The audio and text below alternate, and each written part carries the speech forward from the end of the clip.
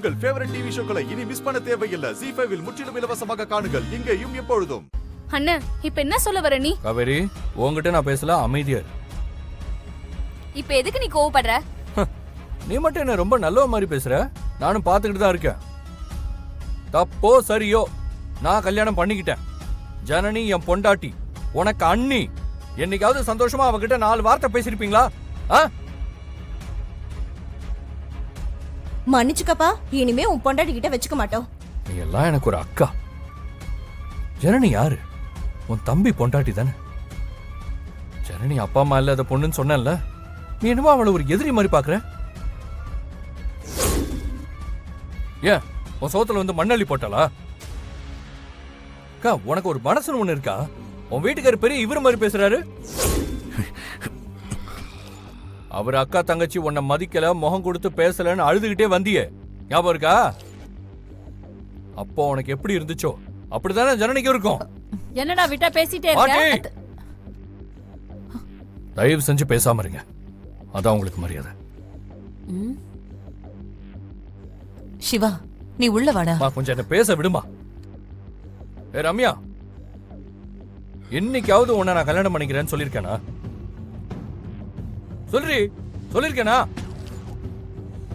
இத போய் உங்க அப்பா கிட்ட கேளு. ரம்யா தான் என் மருமகன்னு சொல்லி சொல்லி அவ மனசுல ஆசையை வளர்த்துட்டாங்க. ஏன் இவளுக்கு அறிவு இல்ல? ஒரு மனுஷனோட நடவடிக்கையிலேயே அவன் மனசுல என்ன இருக்குன்னு இவளுக்கு தெரியாது. சரி, ஆசைப்பட்ட, அதுக்கு நான் என்னடி பண்ண முடியும்? ஜனனியை நான் கல்யாணம் பண்ணிட்டு வந்ததுக்கு அப்புறம் மாமா மாமான்னு என் பின்னாடியே வந்து சுத்துனியே, என்னடி அர்த்தம் அதுக்கு? வெக்கமா இல்ல? இருட்டுக்குள்ள வந்து கட்டி பிடிக்கிறீங்க. பார்த்தாலே எனக்கு அருவருப்பா இருக்கு. என் கண்ணு முன்னாடி நிக்காது. போ போடி.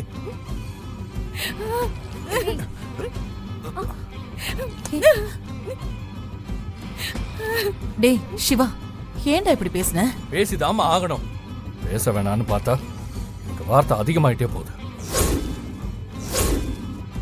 நல்லா கேட்டுக்கங்க, ஜனனி என் பொண்டாட்டி. அவளுக்கு ஒண்ணுன்னா நான் தான் கேட்பேன், நான் தான் கேட்கணும்.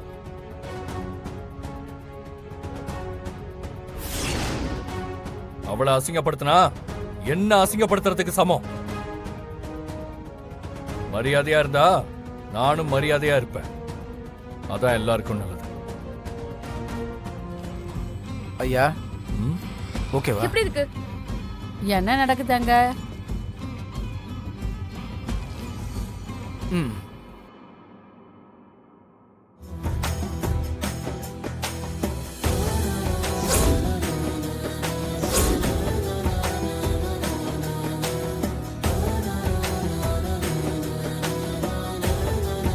இந்த கலர் பாருங்க.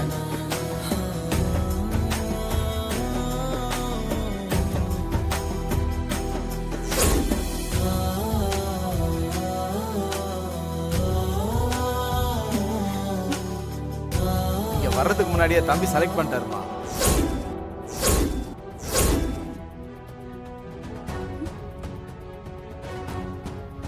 கட்டி பாருங்கம்மா, உங்களுக்கு ரொம்ப பொருத்தமா இருக்கும்.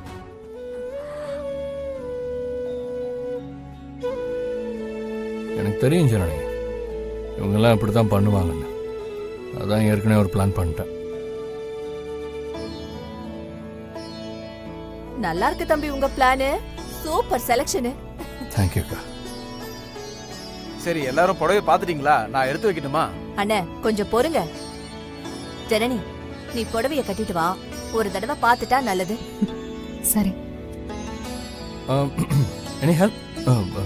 வெக்கம் கெட்டவன், அப்படியே அவங்க தாத்தா மாதிரியே இருக்கான். சே. ஜனனி இருமா, அம்மா இல்லல, நான் கூட வரேன்.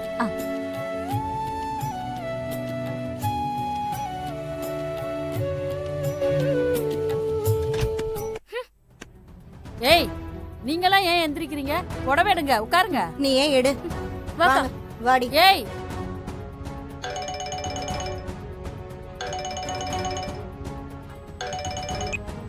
ஹலோ.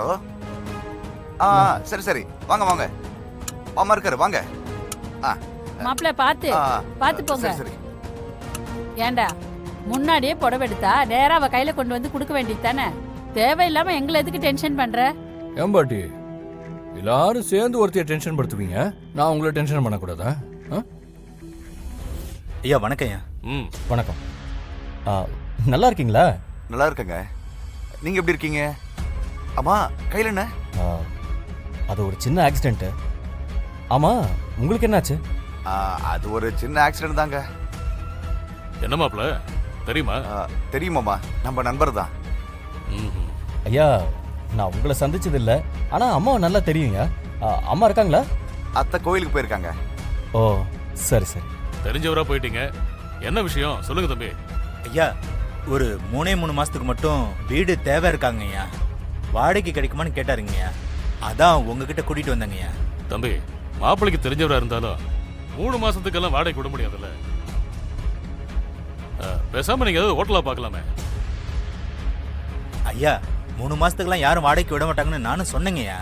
ஆனா அண்ணனுக்கு ஏதோ வேண்டுதலுங்களா, நம்ம தானுமலையான் சாமி கிட்ட ஏதோ காலையிலயும் சாயந்தரமும் 2 வேளையும் பூஜை செய்யணும்னு ஜோசியர் சொல்லியிருக்காருங்களா.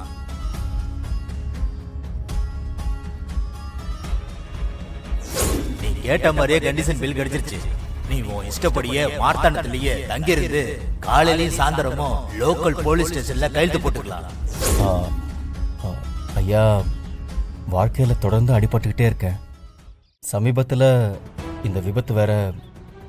ஜோசியர் பரிகாரம் செய்யலைன்னா உயிருக்கே ஆபத்தா முடியும்னு சொல்லியிருக்காரு. கொஞ்சம் ஐயா மனசு வச்சா. மாமா பாவம் மாமா, சாமி விஷயம் ஏதோ வேண்டுதல் சொல்றாங்க, கொஞ்சம் யோசிக்கலாமே.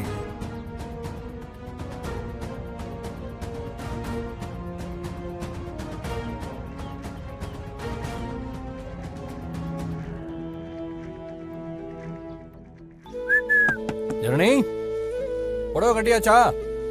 எவ்வளவு நேரம்? சீக்கிரமா வா. வெக்கமா இல்லையா உனக்கு? கதவுக்கிட்டே நின்னுட்டு இருக்க. நான் ஏன் வைக்கப்படணும்? ஏன் பொண்டாட்டியா நான் ரசிக்கிறேன். அந்த புடவையில அவ எப்படி இருப்பா தெரியுமா? எப்படி இருப்பா? எப்படி இருப்பானா, ஒரு மாதிரி அழகா அம்சமா. அது என்னால சொல்லி புரிய வைக்க முடியலக்கா. லூசாடா நீ? கரெக்ட். இந்த விஷயத்துல உலகத்துல இருக்க எல்லா புருஷங்களும் லூசா தான் இருப்பாங்க. நான் கொஞ்சம் எக்ஸ்ட்ரா லூசு. உலகத்துல இல்லாத பொண்டாட்டி. இந்த ரசனை இதெல்லாம் எவ்வளவு நாளைக்குன்னு எங்களுக்கு தெரியும். உனக்கு அமைஞ்சது அப்படி, நான் என்ன பண்ண முடியும்?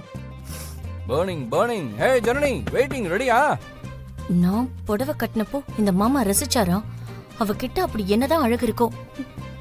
ஹே, உனக்கு என்னடி? நீ அழகா தான் இருக்க. அழகா இருந்து என்ன பிரயோஜனம்? சிவா மாமா என்ன ரசிக்க மாட்டேங்கிறாரே. ஜனனி,